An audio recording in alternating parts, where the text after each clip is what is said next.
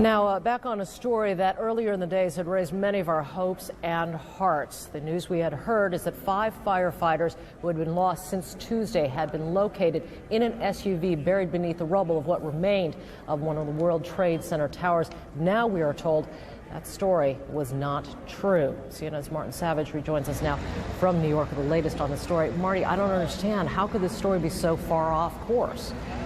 Joey, this is a heartbreaking development here that we have just learned within the last half hour. This confirmation that no firefighters were found coming to us from the fire department itself, even though the fact that rescuers who claim that they saw the rescue take place, even though that the New York City Police Department confirmed that in fact they had been found, even though Bellevue Hospital had said that yes, they were expecting them, it turns out the miracle that everyone was so joyous about did not occur.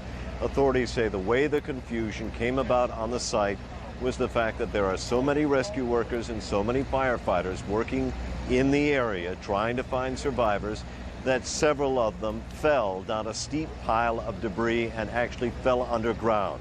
They were rescued.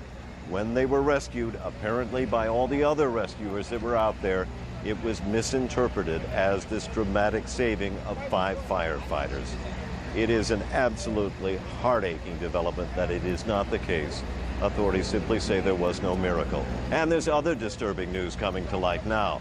Authorities are telling us that there have been several arrests made of members of the media, the local media, apparently posing as firefighters or as federal officers in their attempt to try to get closer to the scene for the purpose of photography. They have been taken into custody. And now other concerns, buildings falling down, 2 specific buildings. One is the One Liberty Plaza building, in which there is grave concern about the stability of that structure. And then there is the World Finance Center, which is also thought to be in danger of possible collapse. Not that it's imminent, not that it's coming down right this second, only that there is structural problems. It has been weakened from the foundation. In both cases, they say it was the collapse of the World Trade Center towers that undermined the foundations of these buildings.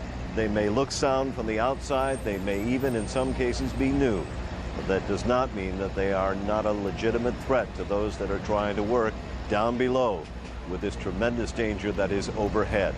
They are taking every precaution they can. They continue to monitor these buildings, but they know that the search for survivors is job number 1. It's precedent, and the people here believe it is worth risking their own lives to try to find them. And then there is the problem of weather. They have enjoyed good weather now for the past 2 days. It looks excellent now. We are told to expect a dramatic turn sometime after midnight.